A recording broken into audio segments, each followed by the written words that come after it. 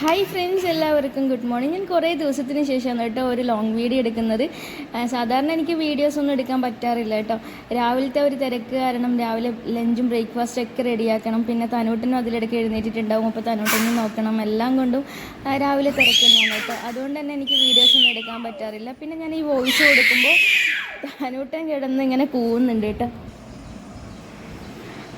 അവൻ തന്നെ ഞാനിങ്ങനെ വോയിസൊക്കെ കൊടുക്കുമ്പോൾ അവനിങ്ങനെ ബാക്ക്ഗ്രൗണ്ടിൽ ഇങ്ങനെ ഒച്ചപ്പാടുണ്ടാക്കിക്കൊണ്ടിരിക്കും.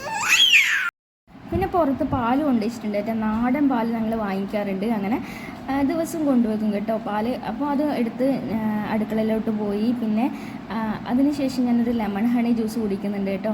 ഇത് രാവിലെ തന്നെ ഞാൻ എല്ലാ ദിവസവും കുടിക്കുന്ന ഒരു സാധനമാണ് കേട്ടോ. ലെമൺ ഹണി ജ്യൂസ് എനിക്ക് ഭയങ്കര ഇഷ്ടമാണ് കേട്ടോ. പിന്നെ എനർജിയും കൂടിയാണ് കേട്ടോ ലെമൺ ഹണി ജ്യൂസ് കുടിക്കുന്നത് കൊണ്ട് തന്നെ. അതിനുശേഷം ഞാൻ ബ്രേക്ക്ഫാസ്റ്റ് ഉണ്ടാക്കാൻ വേണ്ടി തലേ ദിവസം തന്നെ അരി ഞാൻ കുതിർത്ത് വെച്ചിട്ടുണ്ടായിരുന്നു കേട്ടോ. ഓട്ടുപോളയാണ് ഉണ്ടാക്കുന്നത്. നല്ല സോഫ്റ്റ് ആയിട്ടുള്ളൊരു അപ്പാണ് കേട്ടോ ഓട്ടുപോള. അപ്പോൾ അതുണ്ടാക്കാൻ വേണ്ടിയിട്ട് ഞാൻ തലേ ദിവസം തന്നെ അരി കുതിർത്ത്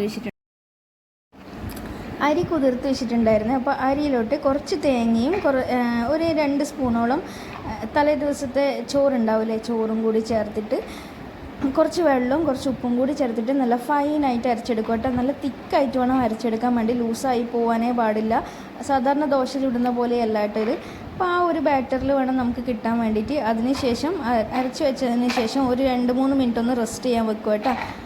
വെച്ചതിന് ശേഷം ഞാൻ അത് കഴിഞ്ഞിട്ട് ചെറുപയർ കറിയാണ് കേട്ടോ ഉണ്ടാക്കുന്നത്. അതിൻ്റെ കോംബോ എന്ന് പറയുന്നത് ചിക്കൻ കറിയോ മീൻ കറിയോ അങ്ങനെ ഉണ്ടെങ്കിൽ നല്ല ടേസ്റ്റ് ആയിരിക്കും കേട്ടോ. ഞാനിപ്പോൾ ഇവിടെ ചെറുപയർ കറിയാണ് കേട്ടോ ഉണ്ടാക്കുന്നത്.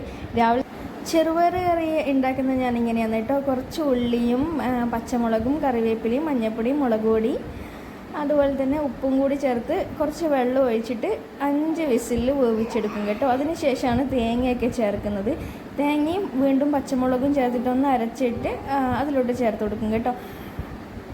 അതും ഒന്ന് റെഡിയാക്കാൻ വെച്ചതിന് ശേഷം ഞാൻ ഓട്ടുപോള ഉണ്ടാക്കാനുള്ള ചട്ടി നന്നായി ചൂടാക്കാൻ വെച്ചിട്ടുണ്ടായിരുന്നു കേട്ടോ. നല്ലോണം ചൂടായിട്ട് വേണം ഈ ഓരോ തവിയായിട്ട് ഒഴിച്ചു കൊടുക്കാൻ കേട്ടോ. പിന്നെ വെളിച്ചെണ്ണേൻ്റെ ഒന്നും ആവശ്യമില്ല ഇതിന്. നല്ല ഓട്ട പോലെ നല്ല സോഫ്റ്റ് ആയിട്ടുള്ള അപ്പം കിട്ടും കേട്ടോ.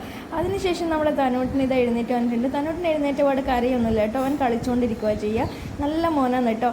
അങ്ങനെ ഞാൻ തന്നോട്ടിനെ എടുത്തുകൊണ്ട് നടന്നു കേട്ടോ കുറച്ച് സമയം. അതിനുശേഷം ഞാൻ എൻ്റെ അമ്മേൻ്റെ കയ്യിൽ കൊടുത്തു കേട്ടോ. അമ്മ അവനെടുത്ത് അപ്പുറത്തോട്ട് പോയി കേട്ടോ.